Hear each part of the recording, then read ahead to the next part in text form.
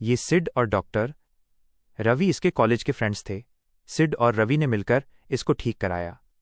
जब इसने ठीक होकर अपना जला हुआ चेहरा देखा तो वो चीख पड़ा था। वो इतनी बदसूरती देख के मायूस हो गया था। वो डिप्रेशन में चला गया था। तब रवि और सिड ने ही इसे डिप्रेशन से निकाला। रवि उसे अमेरिका से प्लास्टिक सर्जरी कराने ले गया। सिड भी साथ ही गया। सिड ने सलाह दी, संग्राम मेरी बात सुन, जिसने भी तेरे साथ ये किया है वो तेरे ही घर से कोई होगा। तुझे उन सब से बच कर रहना होगा। इनको प्लास्टिक सर्जरी के बारे में नहीं बताना। हाँ, तू ठीक कह रहा है। अब मुझे इन सब से बचकर रहना होगा, संग्राम बोला।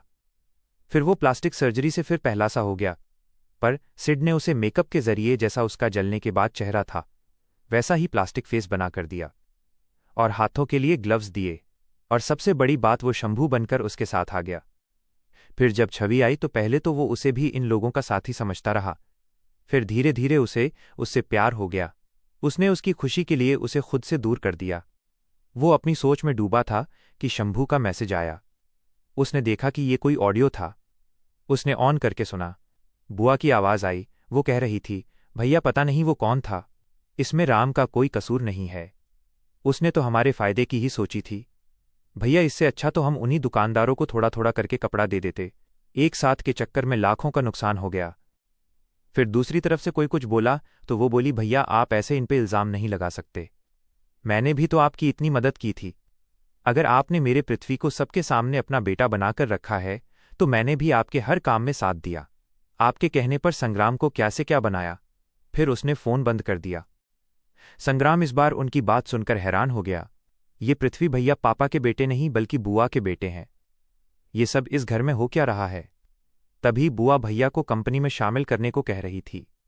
और पापा ने सबसे ज्यादा हैरान किया है। क्या मैं उनका बेटा नहीं और हर्ष वो कौन है। उसने शंभू से चाय लाने को कहा। शंभू चाय बना कर ले आया। उसने दरवाज़ा बंद करके कहा, क्या बात, लगा झटका। हाँ यार, जोर का झटका जोर से लगा। अजीब अजीब बात पता लग रही है। अगर पृथ्वी भैया बुआ के बेटे हैं तो क्या ये रामशरण। संग्राम बोला, तू चिंता न कर, मैंने उसके पीछे भी आदमी लगा दिया है। जल्द ही सारी रिपोर्ट मिल जाएगी। तू बुरा न माने तो एक आदमी तेरे पापा के पीछे भी लगा दूं, सिड बोला। हाँ, तू ऐसा कर, भैया भाभी के पीछे भी लगा दे। वो छवि की किडनैपिंग का पता चला। चाचा ने किडनैपिंग क्यों कराई। मेरे ख्याल से उनका एक ही मकसद हो सकता है। वो छवि को तुमसे दूर करना चाहते थे। अब जब तुमने खुद ही उसे दूर कर दिया है तो वो भी टिक कर बैठ गए। मनाली छवि स्कूल के काम सीख गई थी। वो मैडम को असिस्ट भी करती थी और क्लासेस भी लेती थी। बच्चे से उसकी अच्छी बॉन्डिंग थी।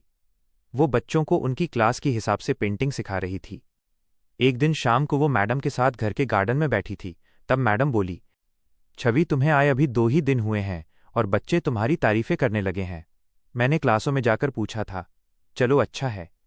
मुझे यही चिंता थी कि कहीं बच्चों को पसंद ना आई तो वो पेरेंट्स से शिकायत ना कर दे। पहले 2 टीचर हमें ऐसे ही निकालने पड़े थे। बच्चों ने घर शिकायत कर दी और पेरेंट्स मुझे कहने लगे, तब मुझे निकालने पड़े। जी ये तो है ही, बच्चों के साथ बॉन्डिंग बनानी पड़ती है। वैसे भी मुझे बच्चों से बहुत प्यार है। कहकर वो कुछ सोचने लगी। छवि, मैंने तुम्हारी आंखों में एक दर्द देखा है। अगर तुम चाहो तो मैं तुम्हारा गम करने में तुम्हारी हेल्प कर सकती हूं। बाकी अगर तुम नहीं बताना चाहते तो रहने दो। ऐसी बात नहीं है आंटी जी, असल में मैंने बचपन से ही बहुत दुख देखे हैं। जब भी प्यार मिलता है तो वो ही याद आ जाते हैं। बस इसलिए दर्द चेहरे तक आ जाता है। आप मेरी माँ जैसी हैं। आपको तो जरूर बताऊंगी। मेरी माँ जल्दी ही मर गए थे। तब मेरे पापा ने मुझे चाचा चाची के साथ छोड़ दिया। चाची मुझसे घर का सारा काम कराती थी, डांटती मारती भी थी। फिर उसने मुझे शादी के नाम पर एक अमीर को बेच दिया। उसने मुझे पहले बहुत दुख दिए, फिर प्यार दिया। फिर मैं प्रेग्नेंट हो गई तो उसने मेरे बच्चे को मार डाला क्योंकि उसे शक था कि वो उसका बच्चा नहीं था। आप सोच भी नहीं सकती कि मुझ पर क्या बीती। मैं किसी को बता भी नहीं सकती। जिसे मैंने इतना प्यार दिया, मान सम्मान दिया, उसने ये सब किया। मैं बहुत दुखी हुई। मैंने उसे छोड़ने का फैसला किया। फिर उसने खुद ही मुझे छोड़ दिया। वो मुझे मनाली तक छोड़ने आए थे, लेकिन उस दिन ऐसा लगा कि ये ऐसा काम नहीं कर सकता। कई बार हम लोगों को समझने की गलती कर लेते हैं और कई दफ़ा हमारे सुनने में फ़र्क हो जाता है। जिंदगी इसी तरह निकल जाती है, हम बाद में पछताते रह जाते हैं। मैडम कुछ सोचते हुए बोली, हाँ जी, कुछ बातें भूलती नहीं है। मुझे मेरी चाची भी बहुत कुछ कहती थीं, पर उनकी एक भी बात मुझे आज याद नहीं है। पर उनकी एक एक बात मेरे कानों में आज भी गूंजती है। मैं उनकी बात चाहकर भी नहीं भुला सकती, छवि बोली। देखो बेटी, सब कुछ आगे ही बढ़ता है। सूरज, नदियाँ, दरिया सब आगे बढ़ते हैं। यही कुदरत का नियम है। तुम्हें भी सब भूलकर आगे बढ़ना चाहिए। मेरी अपनी जिंदगी इसी तरह की है। चलो अब खाना खाते हैं। मैं अपनी कहानी तुम्हें बाद में सुनाऊंगी, मैडम ने एक माँ की तरह समझाया। ठीक है आंटी जी। फिर वे खाना खाने के बाद अपने अपने कमरे में आ गईं। छवि संग्राम को याद करने लगी। उसका मन कर रहा था कि वो संग्राम से बात करे। उसने अपना फ़ोन उठाया। वो बार बार फ़ोन के नंबर मिलाती पर फिर डिलीट कर देती। धक धक, उसका दिल जोर जोर से धड़कने लगा। उसके हाथ कांप रहे थे। उसने फिर भी हिम्मत करके संग्राम का नंबर मिला दिया। ट्रिंग ट्रिंग ट्रिंग, धक धक। फोन की बेल के साथ साथ उसकी धड़कन भी बढ़ती जा रही थी। संग्राम फोन उठाता उससे पहले ही छवि ने फोन काट दिया। उसका दिल इतनी जोर से धड़क रहा था, धक धक। उसे लग रहा था मानो उसका दिल सीने से बाहर निकलकर गिर पड़ेगा। उसने फोन सीने से लगा लिया।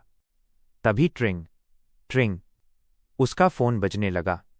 घबराहट में फोन उछलकर नीचे गिर गया और गिरते ही बंद हो गया। उसने फोन उठाकर साइड पर रख दिया और चादर ओढ़कर सो गई।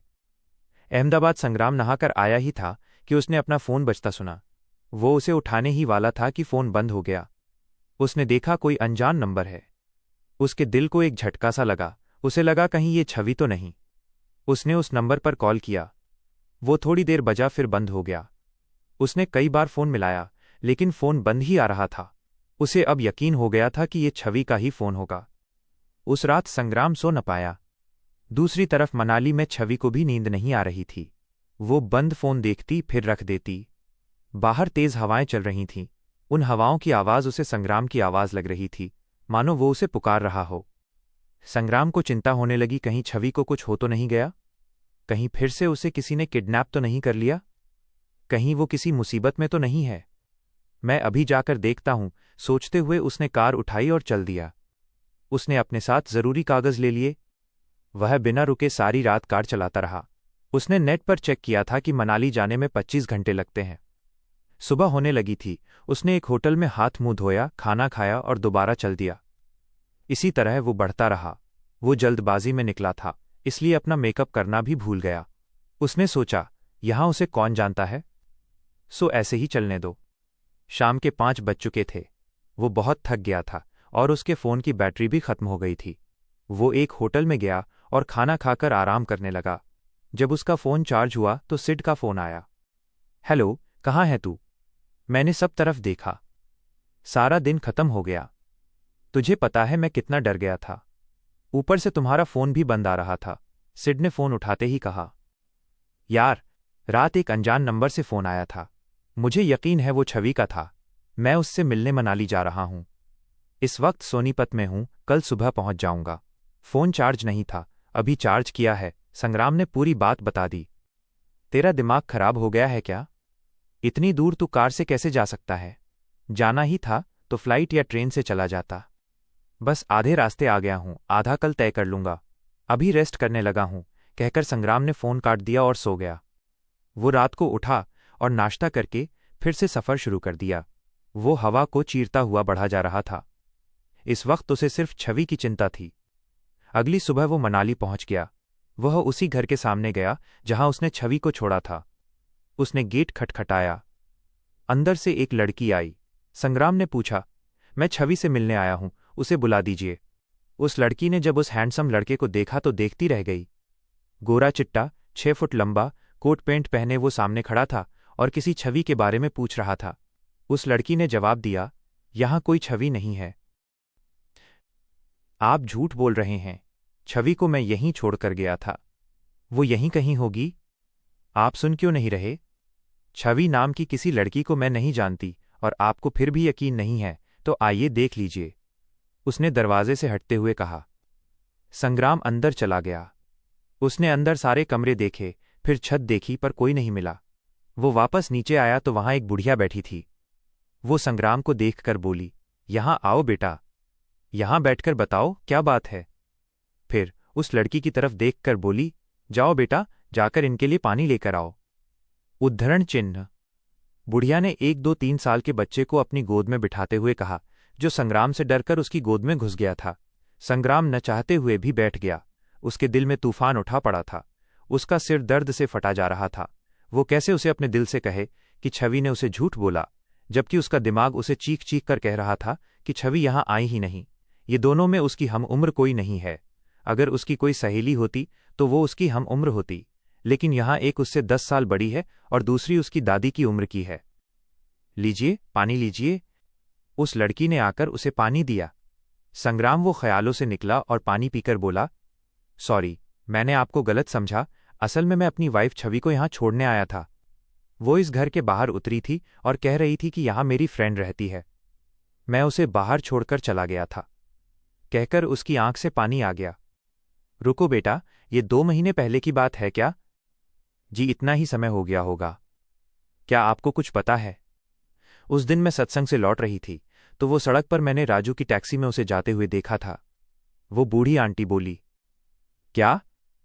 कौन राजू? उद्धरण चिन्ह। वो टैक्सी ड्राइवर है। आप चलिए, मैं आपको मिला देती हूं। अगर यहीं हुआ तो वो आपको मिल जाएगा।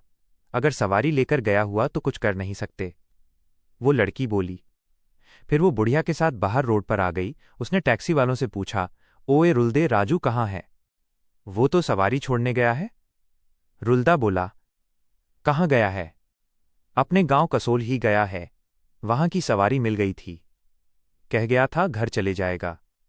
रुल्दा बोला, बेटा, ये राजू का दोस्त है। कह रहा है कि उसे उसके गांव कसोल की सवारी मिल गई थी, वही गया है।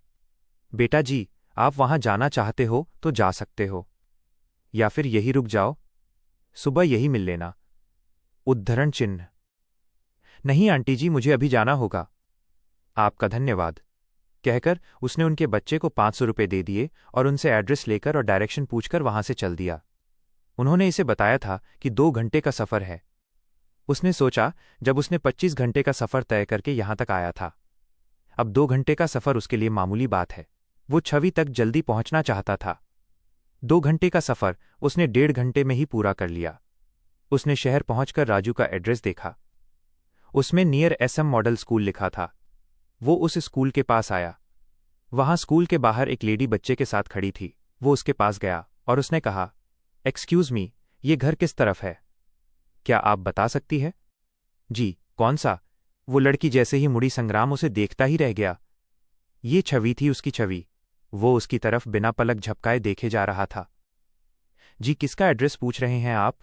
सुनिए, छवि ने उसे कहा। वो बोला, अब भी कुछ नहीं, और उसने छवि की तरफ कागज बढ़ा दिया।